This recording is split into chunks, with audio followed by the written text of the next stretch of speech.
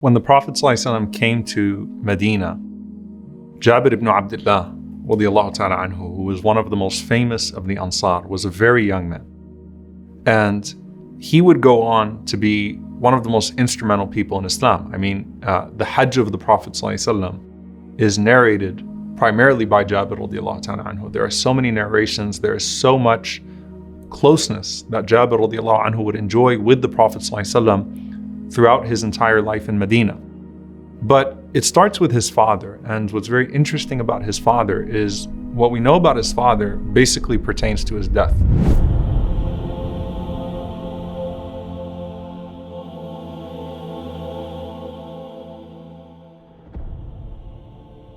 His father Abdullah radiallahu ta'ala anhu, who embraced Islam, dedicated himself immediately to the Prophet ﷺ. And he had Jabir radiallahu ta'ala anhu and then 9 daughters.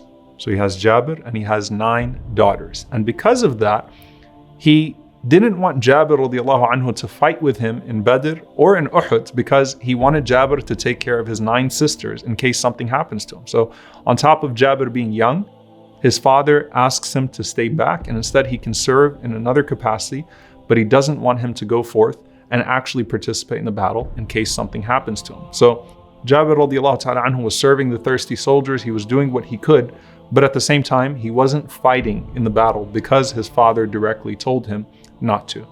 Now, before Uhud starts, Jabir radiallahu anhu narrates this heart-to-heart conversation between him and his father.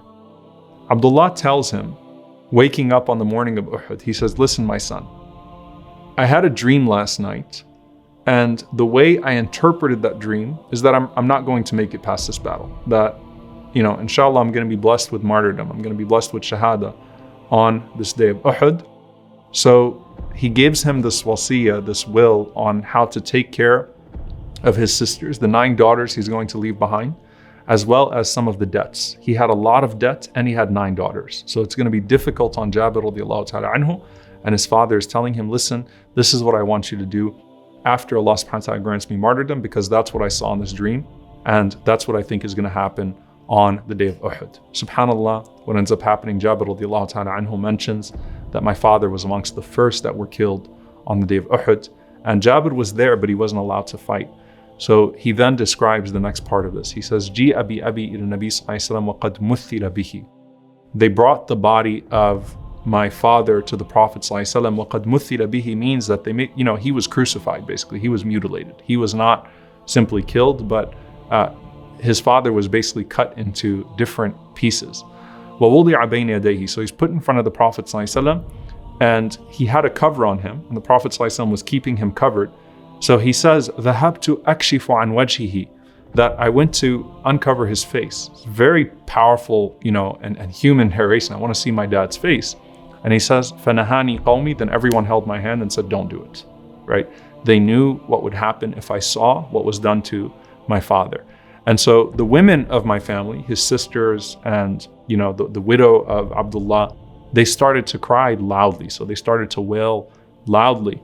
And the Prophet ﷺ said, لَا تَبْكِي مَا زَارَتِ الْمَلَائِكَةُ تُظِلُّهُ بِأَجْنِحَتِهَا.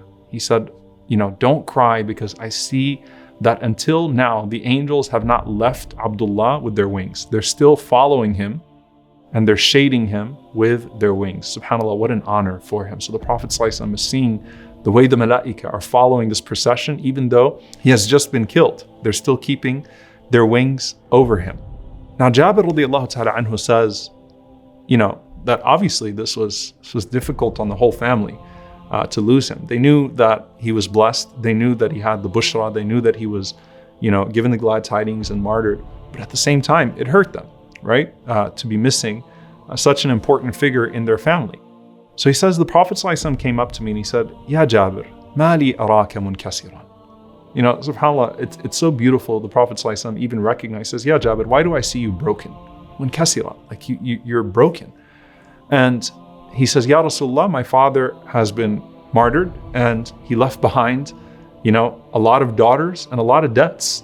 So it's overwhelming. So the Prophet ﷺ said, should I not tell you what happened to your father after he passed away?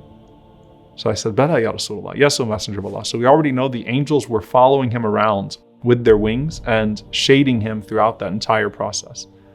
The Prophet ﷺ says, ما كلم الله أحدا قط إلا من وراء حجاب وكلم أباك كفاحا. This is so beautiful.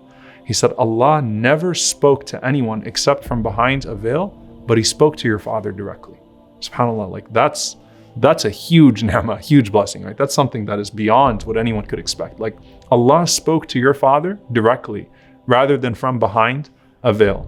And what did he say to him? He said, Ya Abdi, tamanna alayya. Oh my servant, ask me anything, Ya Abdullah, and I'll give it to you.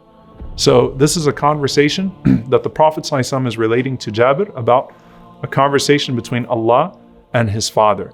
So he said, Ya Rab, he said, Oh my Lord, tuhyini fa'uqtalu fika thaniya. Oh my Lord, my wish is that you send me back to the dunya and I'll be killed in your cause again. SubhanAllah, give me life again, Ya Allah, and let me be martyred for your sake again. Why? Because, the martyr wants to come back, not because the martyr is not enjoying what they have, but SubhanAllah, when they see what Allah is giving them, and giving your life for Allah means nothing at that point, right? I mean, it's compared to what Allah is giving to you. So Allah subhanahu wa ta'ala responded and he said, إِنَّهُ سَبَقَ مِنِّي أَنَّهُمْ إِلَيْهَا لَا يَرْجِعُونَ. I have already decreed that the people will not return back to it. Meaning, you're not going to go back to the dunya.